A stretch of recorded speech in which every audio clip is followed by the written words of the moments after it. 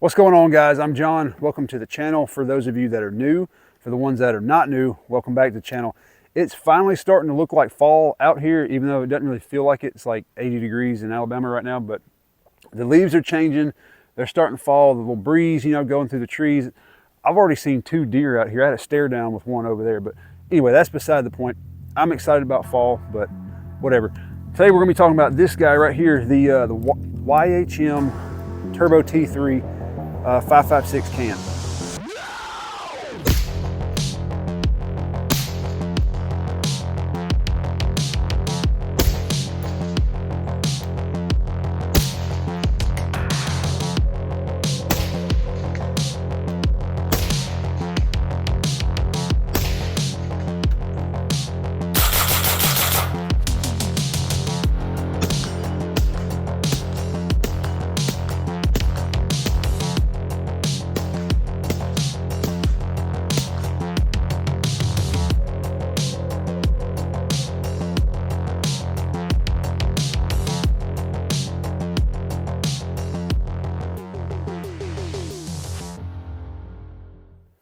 All right, guys, before we get started, I want to tell you about the affiliate links. I've got a link below to Linktree or in the description.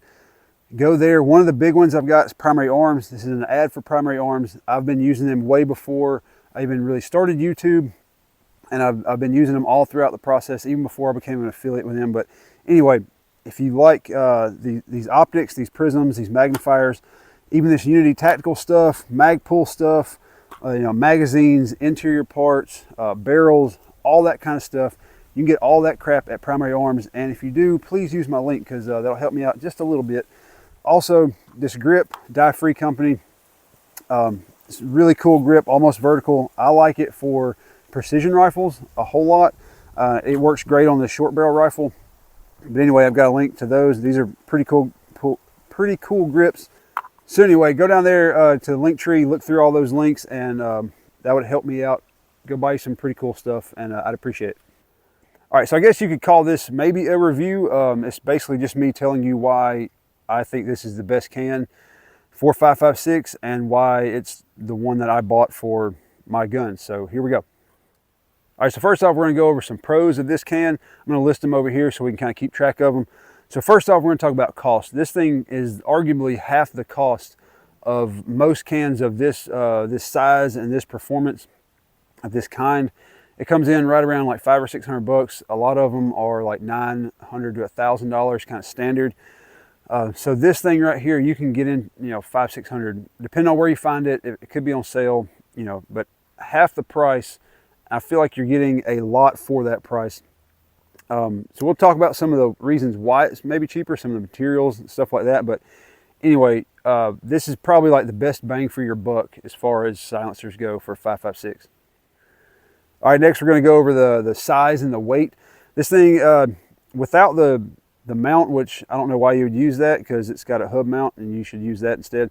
But anyway, the can itself is about 5.5 inches long, which is just a little, like ½ inch to 1 inch more than like a K-size can, but it's still 1 inch shorter than a lot of those full size like 30 cal cans, like the Nomad. My Nomad's like 6.5. Most standard size, like full size cans, are about 6.5, 7 inches, something like that. So we're coming in 1 inch shorter. It's narrower. It's 1.5 inches wide, which is like just big enough to fit the hub pattern. Some of them get a little fatter, like 1.6, 1.7, to give it a little more volume. Like I said, a lot of that's for those like multi-cal cans, but for dedicated, this is a dedicated 5.56. We're going like 1.5 inches diameter on this thing. This thing weighs less than 10 ounces. I can't think of the exact weight right now, but I'll put it on the screen. But anyway, without the mount, it's like 10 ounces. If you put a hub mount on here, it's probably going to be like 12, 13, something like that, which is noticeably lighter than a lot of the other 5.56 silencers. Are getting up to 15, even 17 ounces, like some of the Surefires and stuff like that. They're well over a pound, and for whatever reason, they're they're significantly heavier than this right here. So we're coming in well under a pound with the mount. So next, let's talk about performance of this can, this silencer. Keep hearing things over there. It's probably just a Sasquatch or Nephilim or something like that, whatever. Anyway, the performance of this, like I said, it's only like a 1/2 inch longer than a K can. It's got like one extra baffle, maybe one or two extra baffles up here. So for the size of this, I don't think you can really beat it. I did a lot of research when I was deciding on whether to go K can or full size. And the reason I went full size on this T3 is because I run it primarily on this 10.5 right here, which, you know, 10.5s can be very concussive, I guess you'd say. They have a lot of blast, a lot of unburnt powder, a lot of flash, that sort of thing. And they're loud. So I wanted one or two extra baffles to kind of tame that down. And I don't think I sacrificed that much size to gain that little bit of extra performance in flash suppression, flash suppression, and noise reduction and signature reduction. Going along with the performance of this silencer, we're going to talk about the back pressure. I know flow-throughs are the new hotness right now. They're the big thing. Everybody wants the flow-through can because it reduces gas, it reduces back pressure, it's easier on the gun and all that stuff. I get that. But flow-throughs are expensive. They're twice the price of this kind of silencer right here. And yeah, you do get reduced gas back here, but what it does is pushes more gas out the front. And so you're getting more noise and more signature out the front. And you know, more and more companies are kind of starting to blend that reduced back pressure with reduced signature. You know, Surefire's RC3 kind of does that, I've heard. I don't have one because I'm not going to spend that much on a silencer when I can have this. I've heard that it does a pretty decent job at kind of doing both, still giving you a good signature reduction and reducing the back pressure from the silencer. I'm not really sure what Yankee Hill's done for this one. I don't know if it's like the end cap is maybe, you know, maybe slightly overboard, or maybe it's some of the baffles have some holes cut in them or something, but it does do a noticeably better job at reducing back pressure. I think they call it blowback or back, maybe, I can't remember what acronym they use, RPB or RB something, reduced back pressure. But at any rate, it does do a decent job at reducing the gas and the back pressure coming back. And I'll show that on, we'll do a little test, show the ejection pattern of suppressed versus unsuppressed to kind of see, you know, for those of you that aren't familiar, say your shell comes out at 3 o'clock, your casing, 3 o'clock or behind, that means you've got a fairly tamed gun. It's doing just enough to get the to cycle and get the shell out and all that stuff. If you've got overgas, it's going to go forward because it's going to hit this deflector and shoot farther forward. It's got more force hitting that deflector. So if you've got a gun that's overgassed, it's going to be shooting them forward. So, and we know that silencers add gas to the system. So if you're shooting 3 o'clock and you put a normal standard silencer on there, it's going to throw them, you know, significantly farther forward because it's adding a lot of pressure to the system.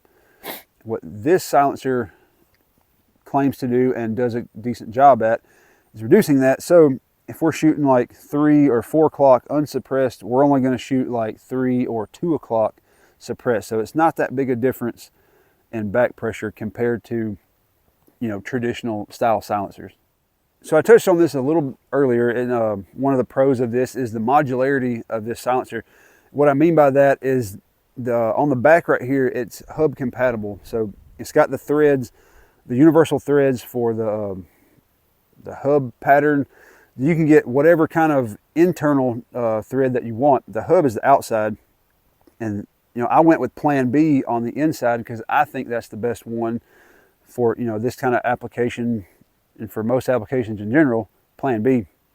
But anyway, you can get whatever kind of end mount or adapter that you want, basically, because they'll all thread in to that hub pattern on the back.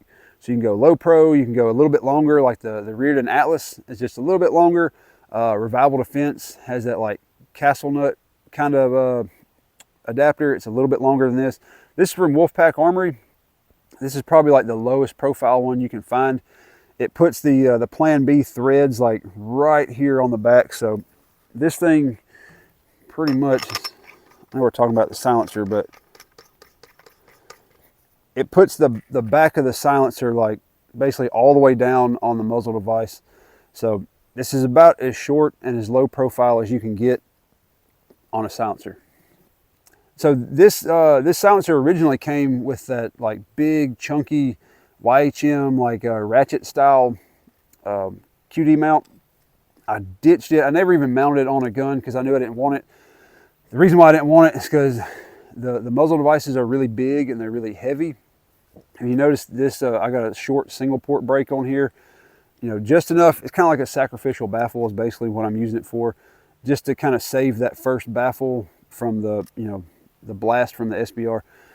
But anyway, that QD system was just big and heavy, and it was unnecessary, I think. And it's probably a great system for what it is, you know, being ratchet style QD, but it added a lot of extra length to the back of the silencer and a lot of weight. You know, it's like 2 or 3 ounces heavier than a Plan B muzzle device and a Plan B hub mount. And one of the last pros we're going to talk about is the durability. And I know it's probably not going to be as durable as like these military grade KACs like Knights or Surefires, but it's the third of the price of those. And the way it's the third of the price is the material. This is made out of stainless and Inconel, I think. You know, a lot of those other ones could be lighter, but they're going to be made out of titanium, not the Surefire and all that stuff, just different style. They're going to be lighter. The 7, 8 ounce range, they're made out of titanium. And titanium cannot withstand the heat and the forces and all that stuff. They're not as durable as stainless steel. So this one you can run a lot harder. The stainless steel adds a little bit of weight, but it gives you a lot more durability and it keeps the cost down. If you want a lightweight, you're gonna have to go like titanium. It's gonna drive the cost up, probably double the cost, and you're not gonna be able to run it as hot. You know, you're not gonna be able to shoot rounds through it as much and sustain rate of fire and all that stuff. You've got to make sure those titanium cans kind of stay cool and you don't burn them down too hard. All right, so that's a whole bunch of pros for this T3. So let's go over some of the cons. There's not many, but there are some, so I'm going to let you know about them. One of the first ones to me that's a con is the baffles are welded, which is kind of a double-edged sword. Welding the baffles keeps the cost down, you know, because you don't have to make separate pieces in here that come out. It's less machining, I imagine. But what it also does is it means the baffles don't come out. Like you can't slide the baffles out and clean them. You can't take it apart because these things get ridiculously dirty. They get built up with carbon because they're trapping all that stuff, and it just sticks to everything inside of here. And so being able to clean the silencer is a big help. Being able to pull all that internal stuff out and really give it a deep clean. Or, you know, if something happens with it, you can take it apart and all they have to do is, you know, ship you a baffle or something like that. You don't have to send it back and get it re-welded and, you know, whatever. So it's kind of a trade-off, like I said, between price and serviceability.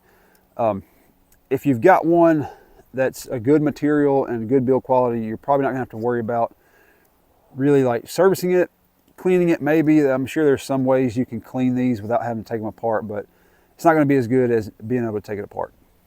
Another thing specific for this silencer and, you know, some of the other ones like my Nomad that are made to have, like that Nomad is kind of made to have a chemo threaded in the back, I think. And this one's made to have that extended QD on here. So the blast chambers are very small.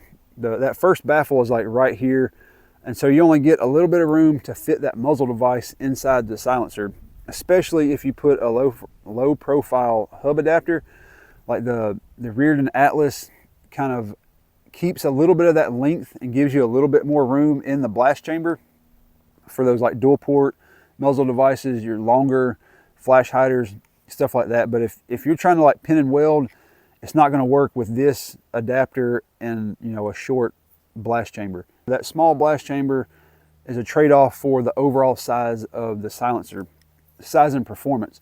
they could take this last baffle out, and you'd have a lot bigger initial chamber, but you're losing a baffle, you're losing performance on the muzzle end of the rifle, and the overall length of it. If you want to keep those baffles and have a big chamber, you're going to have to extend the silent. It's going to be longer and all that stuff. So those are kind of some of the things you have to sacrifice to keep a small package on your can and your rifle with the mount and all that stuff. All right, so now that probably lasted a lot longer than it should have. I have a habit of kind of over talking things and rambling on, kind of like I'm doing now. So let's get some bullets in this thing, and let's take a look at the back pressure and the shell casing pattern, ejection pattern, whatever. Let's shoot the thing. All right, so what do you say we scare all these deer off real quick? Go ahead and get them out of here. Let's shoot unsuppressed, and let's see. I'm gonna shoot like 2 or 3 rounds and kind of see where the shell casings go.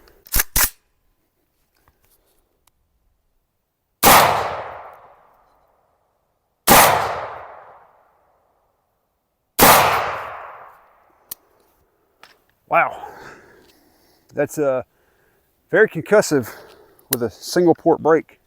All right, so now we've got the silencer on the muzzle here, and we're going to shoot 3 more, kind of see what the difference in ejection pattern looks like.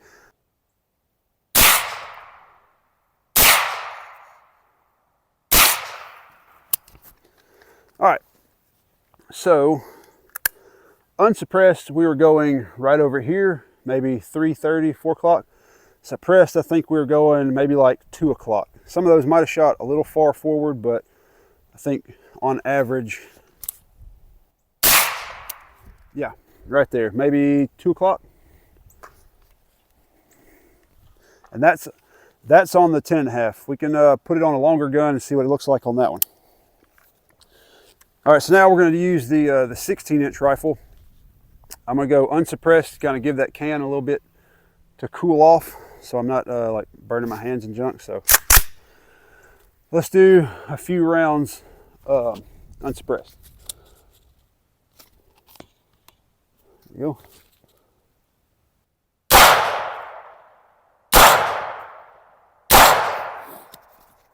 All right, those were going actually maybe 230. So this gun has a Daniel Defense barrel, which is a little bit overgassed, I feel like. I think that might have been 5.56, but it's already going like 2:30, 3 o'clock right there anyway. So let's see what it looks like with the silencer on it. All right, we got the can on. Let's see what it does.